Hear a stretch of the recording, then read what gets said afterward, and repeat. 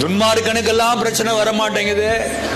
அவன் நல்லா இருக்கிறான், ஆரோக்கியமா இருக்கிறான், செல்வ செழிப்பா இருக்கிறான், எப்ப பார்த்தாலும் வீட்டுல சிரிப்பு சத்தம் கேக்குது.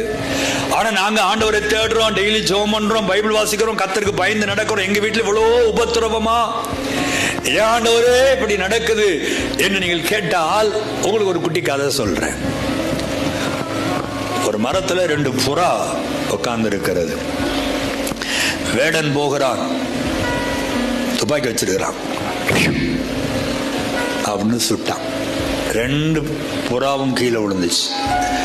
ஒரு புறா செஸ்ட்ல அடிபட்டு செத்து போய் விழுந்துச்சு. இன்னொரு புறாக்கு விங்ல அடிபட்டு, ரெக்கையில அடிபட்டுச்சு, பறக்க முடியல. ரத்த காயத்தோட இந்த வேடம் போய் எடுக்க போகும்போது தத்தி தத்தி தத்தி ஓடுது. இப்ப இந்த வேடம் போகிறான், எதை எடுப்பான்? தத்தி தத்தி ஓடுறதா எடுப்பான்.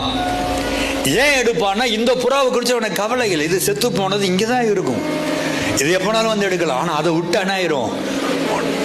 அவ்வளவுதான் லாஜிக். பாவம் செய்கிற ஆத்மா சாகும், பாவத்தின் சம்பளம் மரணம். ஏன் சினிமாக்காரன் நல்லா இருக்கிறான், அரசியல்வாதி நல்லா இருக்கிறான், ரவுடி நல்லா இருக்கிறான், நமக்கு தெரிஞ்ச துன்மார்க்கர்கள் நல்லா இருக்கிறாங்கன்னா அவங்க நல்லா இருப்பாங்க.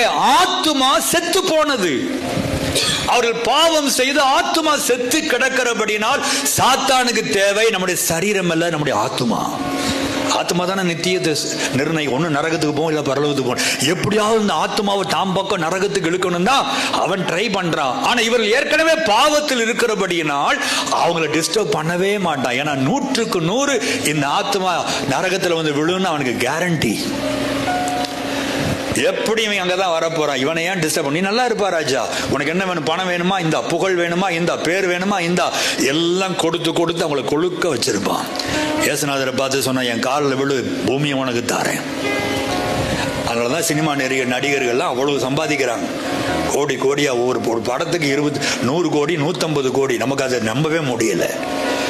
யாரு கொடுக்கிறா? சாத்தான் கொடுக்கிறான். அப்பதான் அவனை விட்டு போக மாட்டேன், பணம் வருது இங்கே உட்கார்ந்து இருப்ப. அவங்களை டிஸ்டர்ப் பண்ண மாட்டான். ஏன்னா அவங்க ஆல்ரெடி தேர் புக்ஸ், அவங்க எல்லாம் ரிசர்வ் பண்ணப்பட்டிருக்காங்க நரகத்துக்கு. ஆனா நீ ஏசப்பா பிள்ளை, உன்னை டிஸ்டர்ப் பண்ணாம விட்டா நீ தப்பி தப்பி தப்பி பரலோகத்துக்குள்ள ஓடிடுவ. அதனாலதான் உன்னை பிடிக்க வர்றான். ஆனா ஒன்றை புரிந்து கொள், கர்த்தர் வேடனுடைய கண்ணிக்கு உன்னை தப்புவிக்க உன்னோடு கூட இருக்கிறார். ஒரு நாள் உன்னை விடவே மாட்டார். ஆமென் சொல்லுங்களேன்.